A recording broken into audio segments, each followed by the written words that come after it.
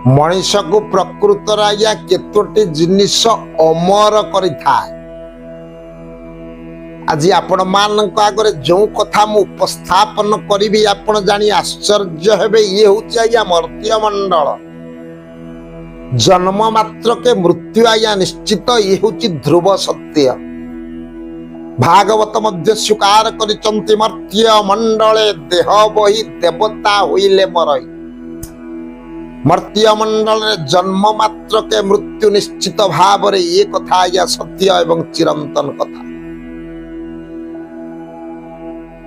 केही रही नाही रहिबे नाहिटी भवरंग भूमि तले सर्वे निज निज अभिनय सारी बाहुड़ीबे काल बळे।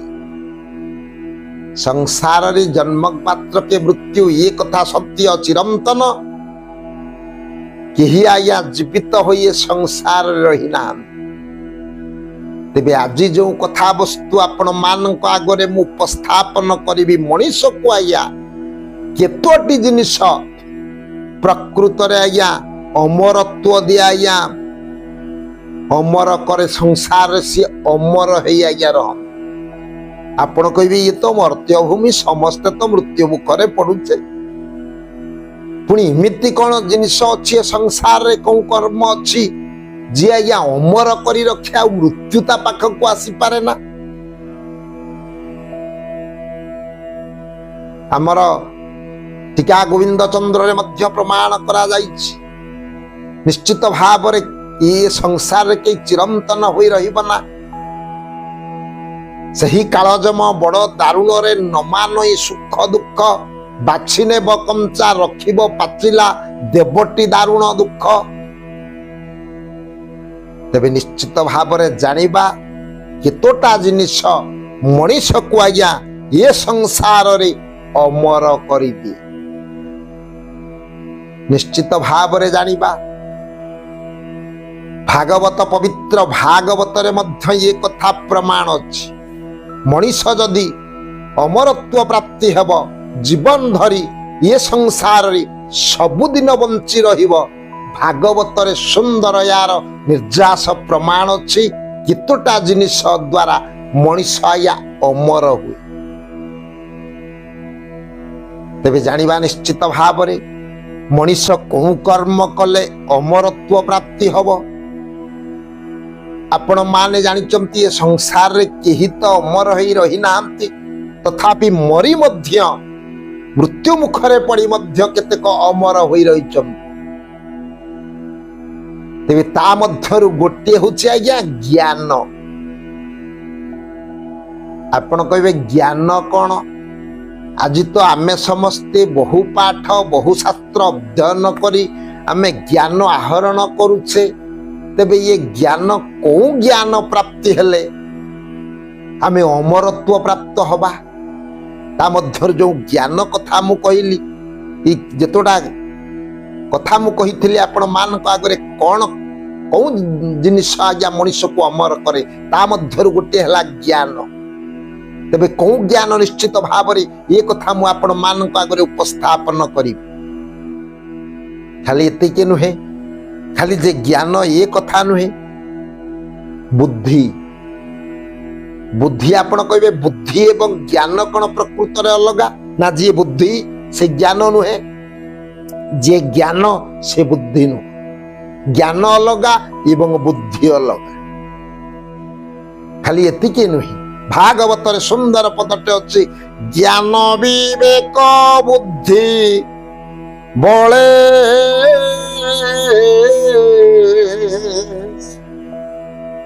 मरण जिणी पारे हेले।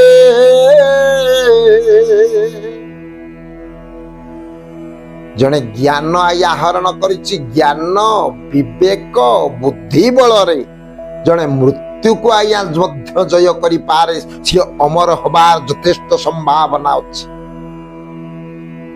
तेबे आपण मान को आगे मु उपस्थापन करी प्रकृत रे किए आज्ञा बुद्धि रे निज को आज्ञा बंचई रखिछि आज्ञा अमरत्व प्राप्ति होइछि।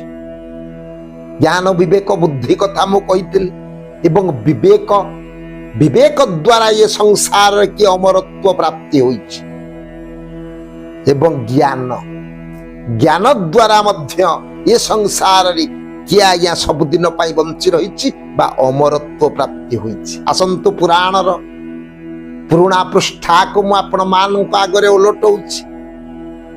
बुद्धि रे आज्ञा बुद्धि को आपण माने जानिचंती बुद्धि को करी आगु सार पंडित जनक व्यवहार पंडित जो माने से माने आज्ञा बुद्धि को प्रथम रे प्राधान्य दियंती। बुद्धि रे किए आज्ञा बलि प्रकृत रे बुद्धि रे आज्ञा सबुदिन पाई अमर होई रहिचंती। बलि व्यास समु सात अमरंक मध्य रे बलि अछंती। सी बुद्धि बल रे आज्ञा अमरत्व प्राप्ति हेले आपण कहबे प्रमाण ना। जो दिन वामनावतार रे बलिर दर्प को चूर्ण करिबा पाई बलिर दर्प को विनाश करिबा पाई प्रभु वामन रूपी नारायण जाइथिले आज्ञा बलि कटक। छलनारे कपटरे त्रिपाद भूमि दान ग्रहण करिवे बोली सत्यबद्ध करैछंती से दिन वामन रूपी नारायण बलि राजा। सत्य जतबेले सरी जाइछि दानव गुरु शुक्राचार्य जानिले बलिर विनाश समय आसिलानी। ये साधारण नुहंती ये स्वयं परं ब्रह्म नारायण। ये कथा को आज्ञा दानव गुरु शुक्राचार्य जानिले बारण कले रे बलि आंकु दान देई तू केबे संतुष्ट करि पारिबुना।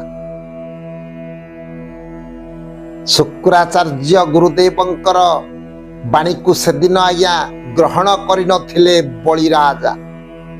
सत्यबद्ध वामन रूपी नारायणଙ୍କ निकटरे सेदिन सत्य कले निश्चित भावरे त्रिपाद भूमि दान देव कले। सत्यर आवश्यकता रही सत्य न कले मु तो दान ग्रहण करिबि ना। सेदिन आज्ञा सत्यबद्ध हेले बलि राजा वामन रूपी नारायणଙ୍କ निकटरे गुरुंकर वार्ता को ग्रहण करि नथिले न मानी हितवाणी पुरट कुंभ वामन चरण प्रख्याली दान पानी देवार कोइला डंबर घट मध्ये कपट करिसे गुरु कवि रहिले माया रूप धरी रहिले माया रूप धरी। दानव गुरु शुक्राचार्य जतेबेले बलि सत्यबद्ध शंखरे जल दान दौचंती तथापि आज्ञा गुरु जुगे जुगे किमिति शिष्य को रक्षा करिबा पई प्रयत्न करिचंती। शुक्राचार्य सेदिन माछी रूप को धारण करी शंख बिलरे बसिले जिमिति पानी पड़ी पारिबो ना सत्य करि पारिबे। ये कथा को जानिले आज्ञा अंतर्यामी ठाकुर कुश पीटिबा छळे पिटिले नेत्र मूले एकाक्ष पलाइला डरी से गुरु कवि रहिले माया रूप धरी। कुशाघात वामन रूपी नारायणंकर कुशाघात शुक्राचार्यंकर गोटे चक्षु नष्ट है से दिन पाखर से कणा शुक्र बोली आपण माने कौन से स्थान आघात प्राप्त हुई से स्थान छाड़ी चली गले सत्यबद्ध ही गले। गोटे पादरे समग्र भूखंड को ग्रास कले वामन रूपी नारायण। द्वितीय पादरे जिते शून्य मार्ग को ग्रास करी गले आज्ञा द्वितीय पादटा शून्य मंडल को जिते ग्रास कले टाकिले रे बलि। तृतीय पाद को संबल कहीं बलि जानिला ये सामान्य नुहंती ये होचंती सही विराट पुरुष। तेणु बुद्धि को करियागु सार पंडित जनक व्यवहार बुद्धि विवेक बल रे आज्ञा बुद्धि खटई सेदिन बलि कहिले हे प्रभु आपणकर तृतीय पाद काहे। तृतीय पाद को तो मु दर्शन करि पारिना। नाभि कमल भावग्राही पलके देले प्रसरई नाभि कमलरू वामन रूपी नारायणंकर नाभि कमलरू तृतीय पाद बाहर हैला कहले प्रभु आउ तो स्थान नाही से तृतीय पाद को आपण मो मस्तक रे स्थापन करन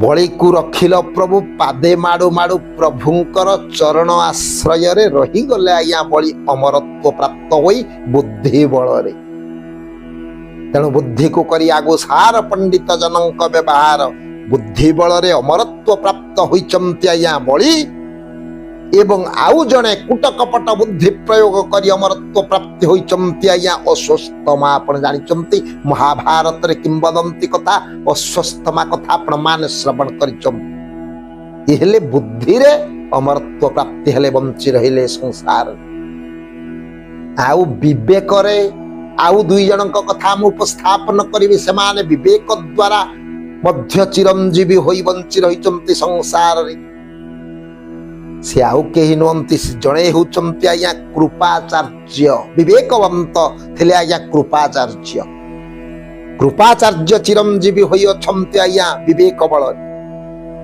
आउ जणे विवेक बल रे से होचंती त्रेतया जुगर विभीषण निजर विवेक जागृत करैले सत्य कोंटा असत्य कोंटा न्याय कोंटा अन्याय कोंटा सब को आया विवेक द्वारा विचार करी प्रभु राजीव लोचन रामंक पद कंजरे अभय पदरे शरण पशि अमरत्व प्राप्त हेले विवेक को फटैले कृपाचार्य विवेकवंत हेले आया विभीषण आउ ज्ञान आपण कहबे ज्ञान बल रे आउ दुई जण अमरत्व प्राप्ति हेले से ज्ञान बल रे कोउ दुई जण अमरत्व प्राप्ति हेले जनक कथा आया ये जो महावीर बजरंगबाली हनुमान अंजनेय ये आज्ञा ज्ञान बल रे प्रकृत रे साधन मार्ग रे अग्रसर होई चिरंजीवी होइचंती साधना रे सिद्धि लाभ करी अष्ट सिद्धि नव निधि के दाता तेणु प्रकृत रे से मध्य ज्ञान बल रे वीर बजरंगबाली हनुमान से मध्य अमरत्व प्राप्ति होइचंती आउ जणे हेला आया व्यास आपण कहबे को व्यास चिरंजीवी बा चिर जीवन लाभ करी अमरत्व प्राप्ति होइचंती ना तांकर पूरा नाम होची आया कृष्ण द्वैपायन व्यास कृष्ण आया आकर्षयति इति कृष्ण तांकर ऊपर आया आकर्षण थिला द्वैपायन दीपरे जन्म नैथिबा तांकर गोटा नाम होची द्वैपायन आ व्यास जेतेबेले महाभारत भली महाप्रसिद्ध शास्त्र कुशी रचना कले आज्ञा से होचंती व्यास ज्ञान गारिमार उत्स बा ज्ञान गारिमार प्राचुर्य तांक निकट रे थिला ज्ञान थिला तेणु जो ज्ञान बल रे से महाभारत भली महान ग्रंथ को रचना कले अनेक शास्त्र मध्य रचना करिचंती सब होची अष्टादश पुराण ये होची व्यासकृत तेणु आज्ञा ज्ञान बल रे से मध्य अमरत्व प्राप्त होइचंती तबे निश्चित भाव रे स्वल्प समय कथा वस्तु आपण मानक आगरे जो परिप्रकाश कली प्रकृत रे मनुष्य को केतोटा जिनिस ये संसार रे या चिरंजीवी कराए बा अमरत्व प्राप्त कराए से कथा को आपण मानक आगरे उपस्थापन करी स्वल्प समय कथा वस्तु को विश्राम दउछि परवर्ती अध्याय रे आउ गुटे सुंदर कथा वस्तु रे आपण मानक आगरे उपस्थापन करिवि से साराबे भवन्तु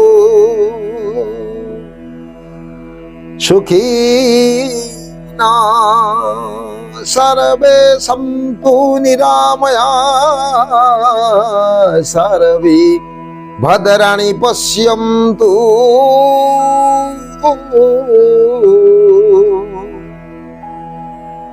मा कश्चित् दुःख भाग भवे ओम शांति ओम शांति ओम शांति।